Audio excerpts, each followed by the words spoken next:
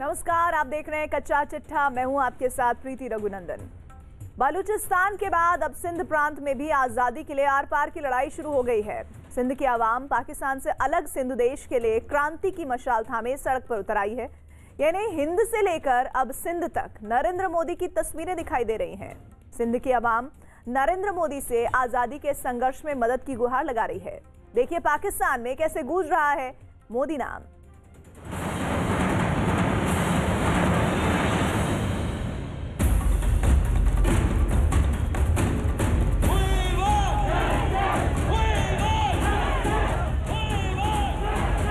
We want justice. We want peaceful separation from Pakistan. Pakistan में घर घर मोदी। नरेंद्र मोदी जिंदाबाद।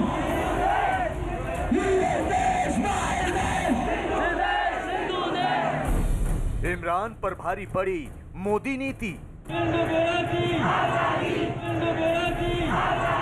तो कल सिंधु देश भी बन सकता है, सराइकी देश भी बन सकता है, पख्तूनों का देश बन सकता है। जिस तरह से बलूचिस्तान में आज़ादी की आग है, कमोबेश उसी तरह की आग सिंध में भी आज़ादी के लिए लगी है। लोग काम कर रहे हैं। सिंध मांगे आतंकिस्तान से आजादी।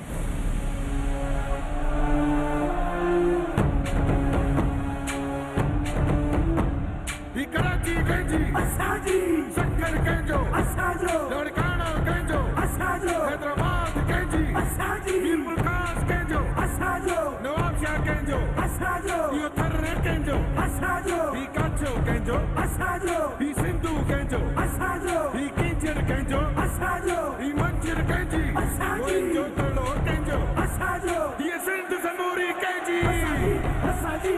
ये किसी गाने की सिर्फ चंद पंक्तियां नहीं है, बल्कि पाकिस्तान की उस सदियों पुरानी क्रांति की गूंज है जिसने फिलहाल इमरान सरकार को हिलाकर रख दिया है। इस क्रांति में आक्रोश है, इस क्रांति में लोगों का जोश है, इस क्रांति में आतंक की पैरोकार हुकूमत के खिलाफ बगावत का शोर है। तो अब इस क्रांति में भारत के प्रधानमंत्री नरेंद्र मोदी के पोस्टर भी हैं। नरेंद्र मोदी जिंदाबाद।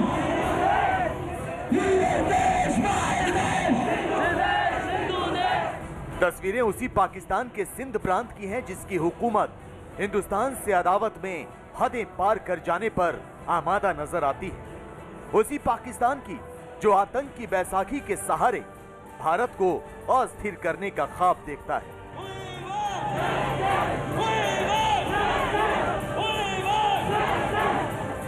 दरअसल पाकिस्तान के सिंध प्रांत में बगावत की चिंगारी शोलों में तब्दील होती जा रही है।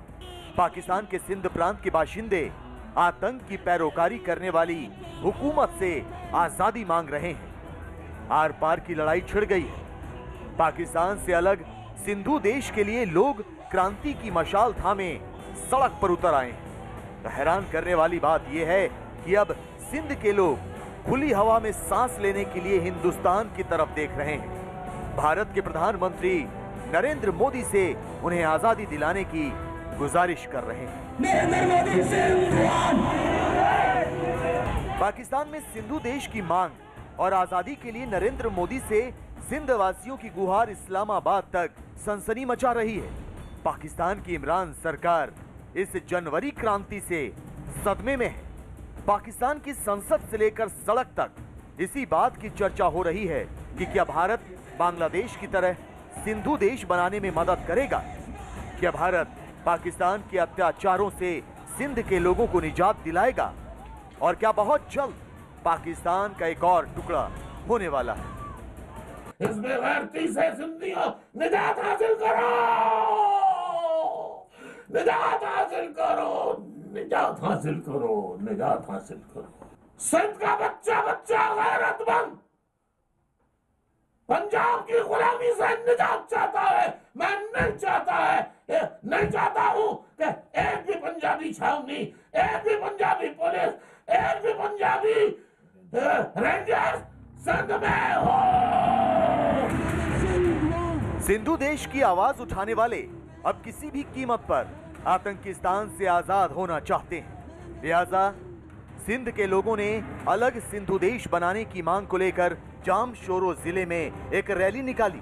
इस रैली में शामिल लोगों ने भारत के प्रधानमंत्री नरेंद्र मोदी और दुनिया के दूसरे नेताओं की तस्वीर हाथ में लेकर सिंधु देश बनाने में मदद की गुजारिश की। इस दौरान प्रदर्शनकारियों ने आजादी के समर्थन में नारे भी लगाए। आप अपने के अवाम के मुआशी हकूक, इंसानी हकूक को छीनते रहो और फिर इसके ऊपर उनके शहर में, अपनी जमीन पे कब्जा करने की कोशिश करो। आप समझते हो कि आपका वफाक बचेगा? हम तो आखिरी दम तक बचाने की कोशिश करेंगे।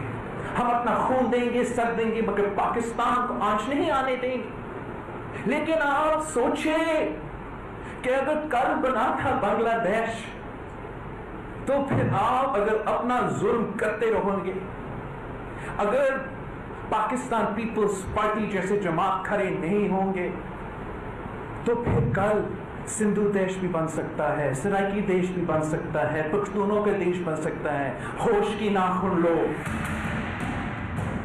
बिलावल भुट्टो की चिंता वाजिब है, क्योंकि बलूचिस्तान की ही तरह सिंध प्रांत में भी पाकिस्तान की इमरान सरकार ने जुल्म और सितम की इंतहा कर रखी है। यहाँ के लोगों को वडेरा, सरदार, लूटमार और मुहाजिर का तमगा दिया जाता है। यहाँ के लोगों को दूसरे दर्जे का नागरिक समझा जाता है। यही नहीं, सिंध प्रांत को चीन के हाथों बेचने की कोशिश की जा रही है। सिंध की जमीन यहाँ के लोगों से जबरन छीनकर चीन को दी जा रही है। समुद्री इलाके भी चीन को मछली पकड़ने के लिए दिए जा रहे हैं, जबकि इसकी मुखालफत करने वालों को या तो जेल में डाल दिया जाता है या फिर मौत के घाट उतार दिया जाता है। सिर्फ डिफेंस में अच्छी इंग्लिश और उर्दू बोलने वाला जो सिर्फ शराब पी के पंजाबी बोलता हो, वो सिविलाइज पाकिस्तानी है। और हर वो शख्स जो अपनी मादरी जबान बोलना चाहता है, चाहे वो पश्तो, सिंधी और बलोची हो, वो मुल्क का दुश्मन है। इस कंफ्यूज्ड मुल्क के अंदर अगर बलोच हाथ जोड़ के ये सिंधी कह रहे हैं हमें छोड़ दो, हमें माफ़ कर दो, हमसे गलती हुई, हमने क्या गुनाह किया है जो हमारे लोगों को तुम रोज़ मारते हो और हमारे पैसे सोना निकलने से पहले लूट के पंजाब में ले जा रहे हो, तो सबसे पहली बात वो कहते हैं हमें डेवोल्यूशन करो, we don't want your army. Pakistan में अलग सिंधु देश के लिए आंदोलन आज से नहीं बल्कि सालों से जारी है। बांग्लादेश की आजादी के ठीक बाद इस आंदोलन को सिंध के नेता GM सैयद और पीर अली मोहम्मद रश्दी ने शुरू किया था। उन्होंने सिंध के राष्ट्रवाद को नई दिशा दी और सिंधु देश का नारा दिया। लिहाजा GM सैयद की 117वीं जयंती पर उनके समर्थकों ने एक विशाल आजादी रैली निकाली और इमरान सरकार को चेतावनी दे दी कि इस बार पाकिस्तान से आजादी के लिए आर पार की लड़ाई लड़ी जाएगी। पंजाबी सिंधियों उठो, सिंधियों नौजवानों तुम उठो, महाजनों उठो, मिलो एक दूसरे से, जमा हो।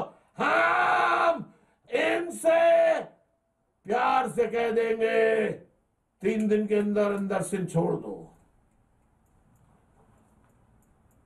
छोड़ दो, वरना फिर हम तो कलंदर के मजार पे जाने वाले लोग हैं। हम तो फिर वहीं जाके दमादम मस्त कलंदर, दमादम मस्त कलंदर, फिर दमादम मस्त कलंदर करें। सिंधु देश के समर्थन में पाकिस्तान से लेकर विदेशों तक से आवाज उठ रही है। सिंधु देश के लिए दुनिया के कई देशों में विरोध प्रदर्शन हो रहे हैं, लेकिन इमरान खान के लिए आजादी की ये आवाज किसी बड़े खतरे की आहट से कम नहीं। सिंधु देश की मांग इमरान सरकार के लिए बहुत बड़ी चिंता का सबब है, क्योंकि सिंध पाकिस्तान का तीसरा सबसे बड़ा सूबा है। सिंध में करीब 5 करोड़ लोग रहते हैं। सिंध प्रांत में स्थित कराची पाकिस्तान का सबसे बड़ा शहर है। सिंध पाकिस्तान की दूसरी सबसे बड़ी अर्थव्यवस्था है। इसकी सीमाएं भारत के गुजरात और राजस्थान से लगती हैं। यही नहीं, सिंध की सीमा बलूचिस्तान से भी लगती है, जहां से भी फिलहाल विरोध के नारे बुलंद हो रहे हैं। राजस्थान का बॉर्डर सिंध के साथ में जुड़ा है और सिंध के साथ में प्रत्यक्ष और परोक्ष दोनों तरह से काम करने का मुझे 20 साल तक मौका मिला। जिस तरह से बलूचिस्तान में आज़ादी की आग है, कम वेश उसी तरह की आग सिंध में भी आज़ादी के लिए लगी है, लोग काम कर रहे हैं। और उस आज़ादी के मूवमेंट के साथ में ज़िया सिंध का जो मूवमेंट था उसके साथ में बहुत क्लोजली मैंने कई सालों तक काम किया है। और जिस तरह की ब्रिटेनिटी, जिस तरह के खूनी जेनोसाइड की पिक्चर्स आप सब ने अभी देखी हैं, ठीक उसी तरह की बहुत सारी पिक्चर्स सिंध के साथ में काम करते हुए, सिंध के फ्रीडम मूवमेंट के साथ में काम करते हुए मैंने देखा है, बहुत नज़दीक से देखा है, पाकिस्तान में जाके भी देखा है। बलूचिस्तान की ही तरह पाकिस्तान की हुकूमत ने सिंध को भी अपने अत्याचारों से क्रांति के लिए मजबूर कर दिया है। लिहाजा सिंध के लोग सिंधु देश नाम से आजाद मुल्क की मांग कर रहे हैं। पाकिस्तान के पंजाबी उपनिवेशवाद से आजादी की मांग कर रहे हैं। पाकिस्तान सेना की गुलामी से आजादी की मांग कर रहे हैं। सिंध की आवाम पाकिस्तान के फासीवाद से आजादी की मांग कर रही है। तो इसके लिए अब वो भारत के प्रधानमंत्री नरेंद्र मोदी की ओर देख रहे हैं। We Sindhis never accepted Pakistan as our own country, and we are fighting for our own right to self-determination and own independence, and Sindh will be free. It won't be a part of Pakistan in the long time. It will be free, and it should be there in the anthem of India. पिछले कुछ दशकों में सिंध के राष्ट्रवादी नेताओं, कार्यकर्ताओं और छात्रों को पाकिस्तान की सुरक्षा एजेंसियों ने गायब किया, प्रताड़ित किया और कईयों को मार डाला। लेकिन अब सिंध की आवाम क्रांति की मशाल थामे पाकिस्तान की सरकार के खिलाफ आर पार की लड़ाई का मन बना चुकी है। भारत के प्रधानमंत्री नरेंद्र मोदी से मदद की गुहार लगा चुकी है। मतलब यह कि हिंद से सिंध तक मोदी नीति की आंधी है और पाकिस्तान की तय बर्बादी है। एक तरफ सिंध से उठते क्रांति के शोले हैं तो दूसरी तरफ पाकिस्तान के अवाम का आक्रोश। दरअसल कोरोना की वैक्सीन को लेकर पाकिस्तान में इस वक्त कोहराम मचा हुआ है। आम लोगों से लेकर मीडिया तक में पाकिस्तान के वजीर आजम इमरान खान को कोसा जा रहा है। उन्हें नसीहत दी जा रही है, लेकिन इमरान खान की परेशानी ये है कि वो पहले अपने मुल्क के लोगों की जान बचाएं या फिर अपनी नाक।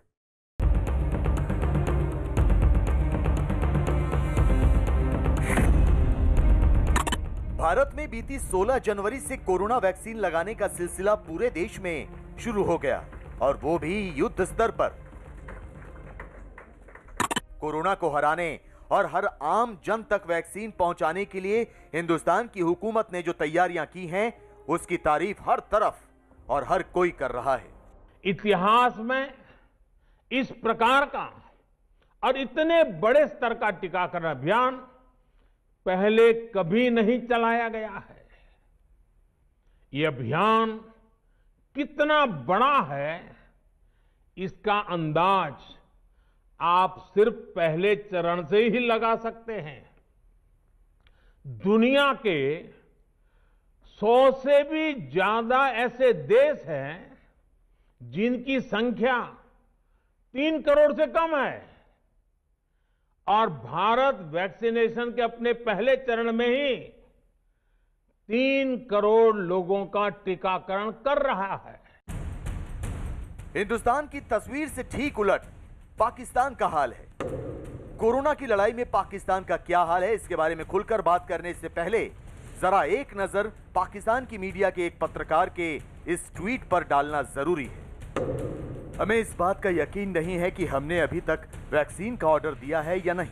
बनाना तो बहुत दूर की बात है। मुकाबला करना है तो तालीम में करें, साइंस में करें, खेल में करें, इंफ्रास्ट्रक्चर में करें, इकोनॉमी में करें, टेक्नोलॉजी में करें और सच का सामना करें। इन दिनों जबकि पूरी दुनिया में कोरोना महामारी को हराने के लिए हर मुल्क में वैक्सीन लगाने का सिलसिला तेज हो रहा है, पाकिस्तान में उल्टी ही रामायण चल रही है। आलम यह है कि इमरान सरकार की बद इंतजामी को लेकर मीडिया में कोरोना वैक्सीन को लेकर घमासान मचा हुआ है। पाकिस्तान की सरकार यानी इमरान खान को लोग जी भर कर कोस रहे हैं, जबकि इसके उलट खुद इमरान खान का वैक्सीन के इंतजाम को लेकर क्या कहना है, जरा एक नजर उसे भी सुन लीजिए। फैसला नहीं करोगे कि हम इस तरह की जिंदगी नहीं गुजारना चाहते, हम अपनी जिंदगी बेहतर करना चाहते हैं। हम भी दुनिया के अंदर एक छाती निकाल के फिरना चाहते हैं कि हम पाकिस्तानी हैं। हरे पासपोर्ट की दुनिया में हम इज्जत चाहते हैं, तो ऐसे तो नहीं इज्जत आती। इज्जत एक खुददार कौम को मिलती है, सच्ची कौम की इज्जत होती है। यानी अब तो पाकिस्तान की तस्वीर करीब पूरी तरह साफ हो गई है। कोरोना की जंग में इमरान खान किस कदर अपनी ही आवाम के निशाने पर आ गए हैं। असल में इमरान खान नाक बचाएं या लोगों की जान। पाकिस्तान के वजीर आजम इमरान खान को इस वक्त कोरोना की वैक्सीन को भारत के पीएम नरेंद्र मोदी से मांगने में शर्म आ रही है और अपनी झूठी शान को बचाने की खातिर पाकिस्तान की सरकार ने कहा है कि जब तक उनके देश में कोरोना वैक्सीन नहीं आ जाती तब तक ऑक्सफर्ड एस्ट्राजेनेका कोरोना वैक्सीन का इस्तेमाल किया जाएगा। ये किसी हद तक कहा जा सकता है कि इमरान खान की सरकार जो है कोरोना से लड़ने में असमर्थ रही है। वो इस लड़ाई में बुरी तरह फेल हो चुके हैं।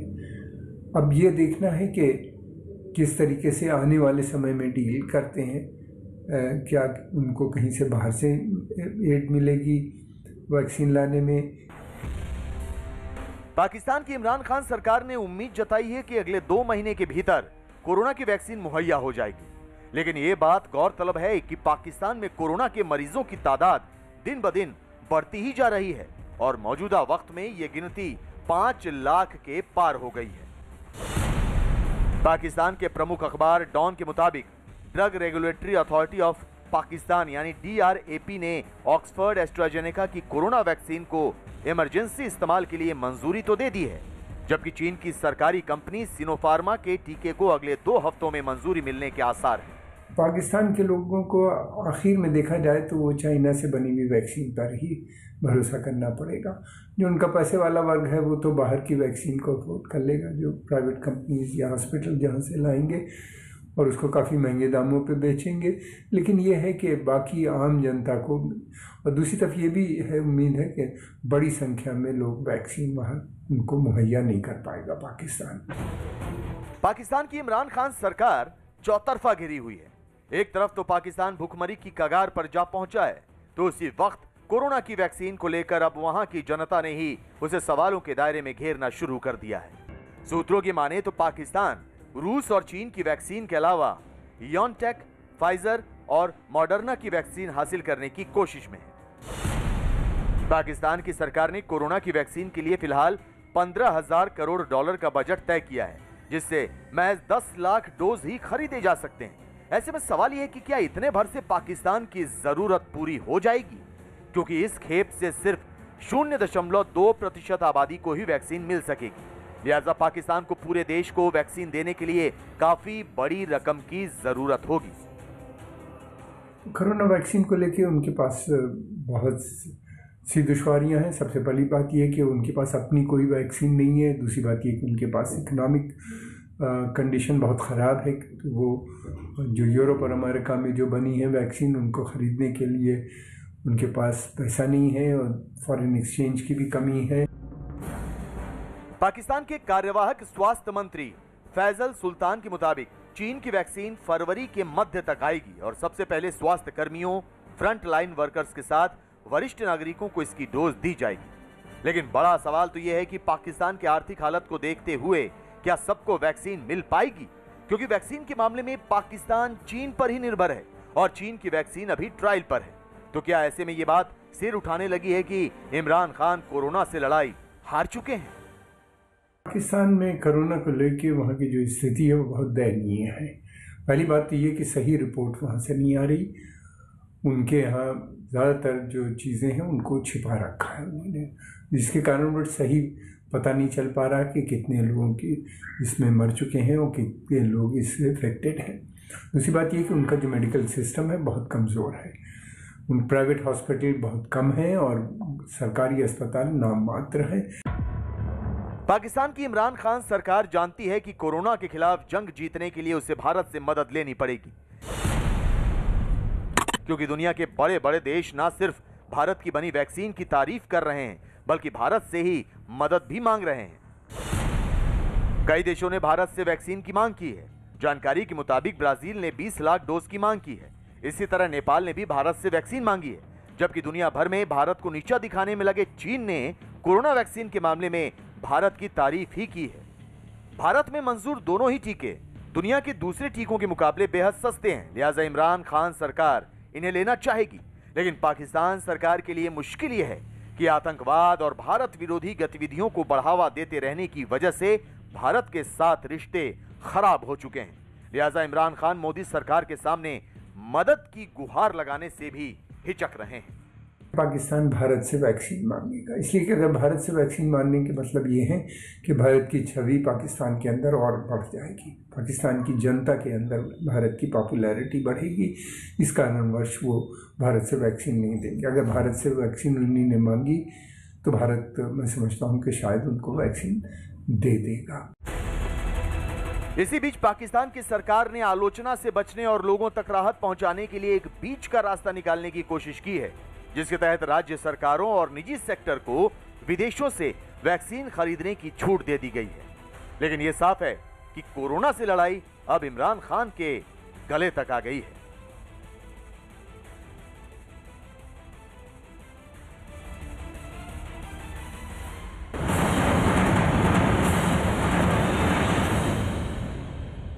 और अब बात बंगाल के रण की। ममता बनर्जी ने वाम दलों के 34 साल पुरानी सरकार को सत्ता से बाहर कर दिया था। अब वो फिर नंदीग्राम के रास्ते पर लौटी हैं, लेकिन वहां के सियासी हालात और समीकरण अब बदल चुके हैं। नंदीग्राम आंदोलन के रणनीतिकार और विधायक शुवेंदु अधिकारी बीजेपी का दामन थाम चुके हैं। ममता के लिए समर्थन जुटाने और टीएमसी को वोट बैंक तैयार करने वाले शुवेंदु अब ममता के खिलाफ मैदान में है।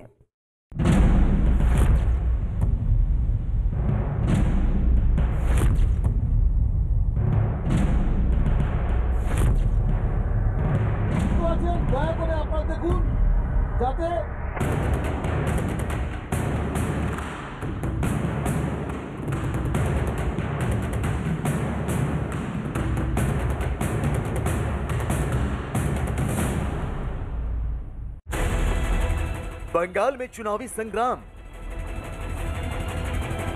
शुवेंदु के गढ़ में ममता का घमासान। नंदीग्राम से पार लगेगी ममता की नाव। Washing powder Bhajpa, washing powder Bhajpa. Mamata का आखिरी दांव।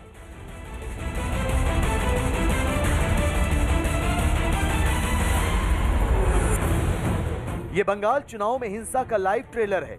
जिस वक्त ममता बनर्जी शुवेंदु अधिकारी के गढ़ नंदीग्राम में रैली कर रही थी, उसी वक्त साउथ कोलकाता यानी ममता के गढ़ में टीएमसी कार्यकर्ता बेकाबू हो गए।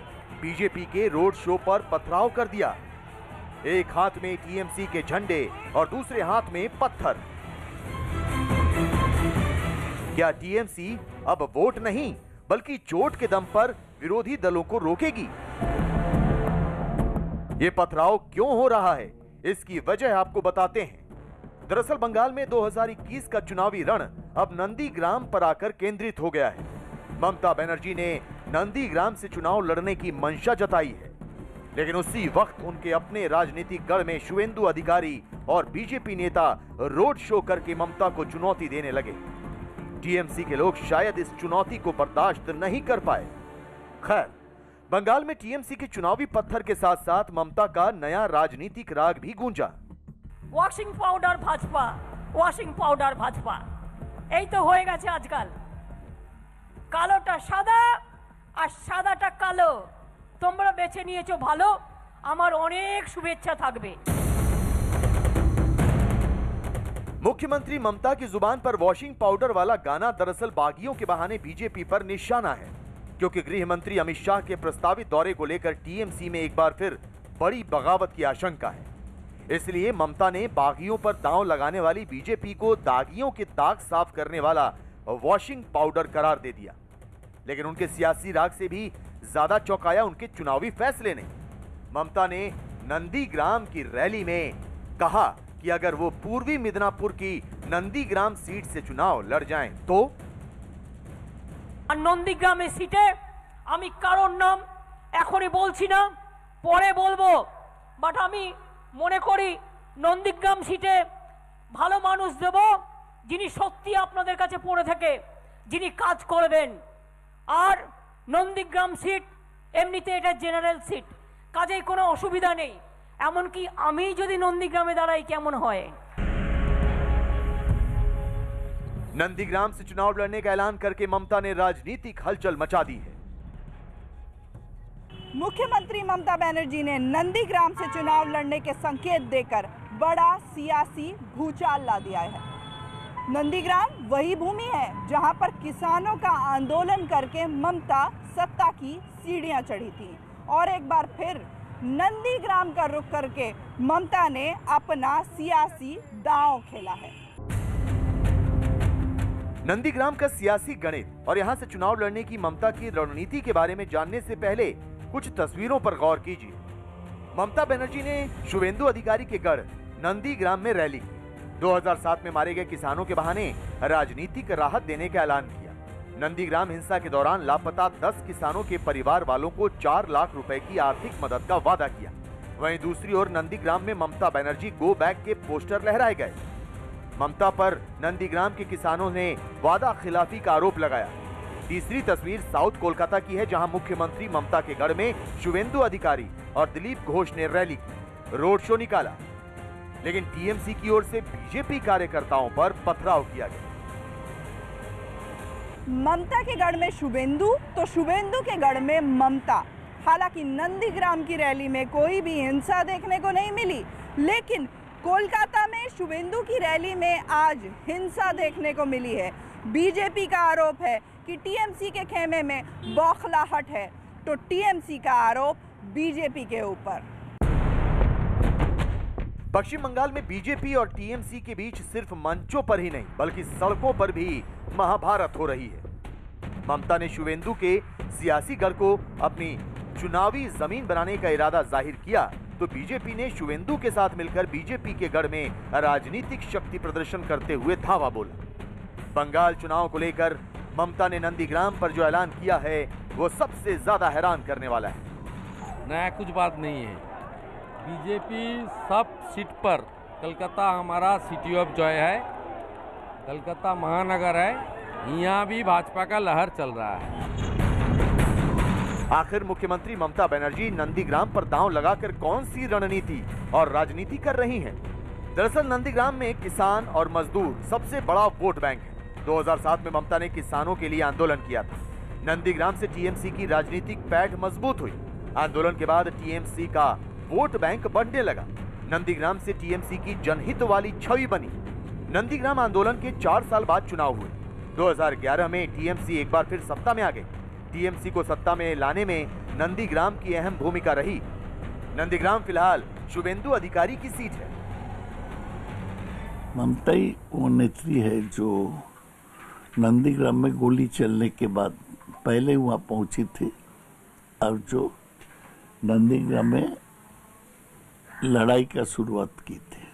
नंदीग्राम में ममता ही शुवेंदु को नॉमिनेशन दी थी, तो उसका कोई टर्फ नहीं है। शुवेंदु का घर तो कांती है। जिस वक्त ममता के घर साउथ कोलकाता में शुवेंदु अधिकारी रोड शो कर रहे थे, उसी दौरान नंदीग्राम में मुख्यमंत्री ममता बनर्जी ने बड़ा राजनीतिक कार्ड खेला। शुवेंदु नंदीग्राम आंदोलन के रणनीतिकार थे। 2006 में शुवेंदु कांथी दक्षिण से विधायक बने। 2009 में कांथी से टीएमसी के सांसद चुने गए। 2016 में नंदीग्राम से लड़े और विधायक बने। ममता बनर्जी ने नंदीग्राम और आसपास की कमान शुवेंदु को सौंपी। शुवेंदु जंगल महल रीजन की 42 सीटों पर असरदार है। शुवेंदु पूर्वी मिदनापुर, पुरुलिया, बांकुड़ा में प्रभावशाली है। ममता बनर्जी नंदीग्राम से लड़ी तो असली मकसद शुवेंदु होंगे। शुवेंदु को रोकना ममता की सबसे बड़ी रणनीति होगी। कोई असर नहीं पड़ेगा। ममता बनर्जी घबराई हुई है, उनके पास कोई कैंडिडेट नहीं है, इसलिए उन्होंने अपना ऐलान कर दिया है कि मैं लड़ूंगी। क्यों? दूसरे लोग नहीं है क्या लड़ने के लिए उनके पास? तभी तो वो लड़ रही है। उनके अंदर एक भय हो गया है कि शुवेंदु अधिकारी वहाँ से लड़ते हैं और निश्चित तौर पर हमारे भारतीय जनता पार्टी का नेता शुवेंदु अधिकारी वहाँ से निश्चित तौर पर जीतेंगे। ममता बनर्जी की रणनीति यह है कि शुवेंदु को नंदीग्राम में ही घेरकर उन्हें वहीं तक सीमित कर दिया जाए। इससे वो अपने प्रभाव वाली बाकी सीटों पर ज्यादा नुकसान नहीं कर पाएंगे।